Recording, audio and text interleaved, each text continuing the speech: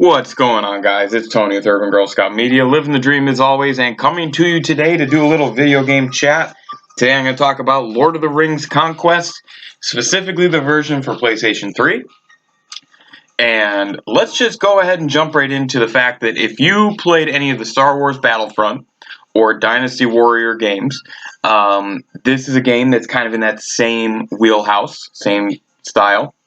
If you're a fan of the Lord of the Rings series, this is an open field battle where you try to take control of certain areas, and you get to really get in and use the armies of Rohan and Gondor to really help you decide the battle. And you can even fight on the side of evil if you want.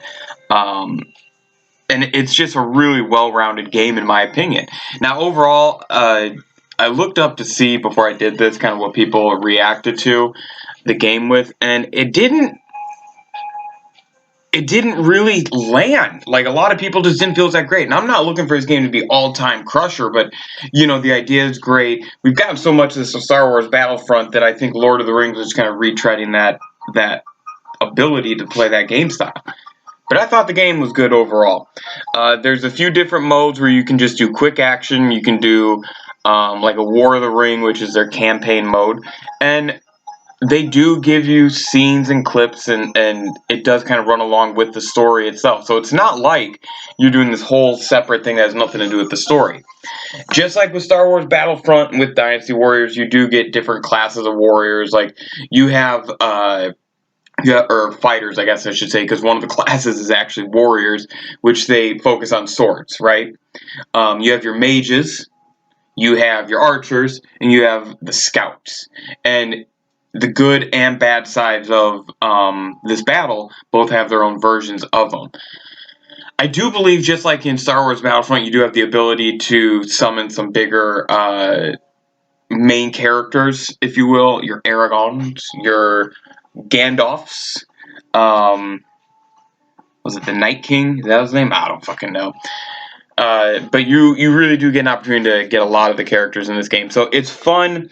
I would check it out. Now, as you guys know, I really enjoy buying used video games. They're a few generations older because A, it's cheaper, and B, you know, I like to experience more games when I go through my games. I like to experience a bigger variety of games. So if I bought these all new, I wouldn't be able to do this as much.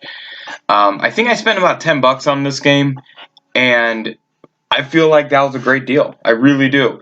I feel like a $10 to $15 is a good range for this, because I think PlayStation 3, with it being similar to Star Wars Battlefront style, you could find this a little bit more expensive. Overall gameplay, I mean, I believe Star Wars Battlefront 2 on PlayStation 2 is better than this, and I understand that these are different consoles. But that game, like, you got to fight in space, you got to fight on the ground, you got to fight as stormtroopers, as rebels, as droids. I mean, there was a lot more variety in that.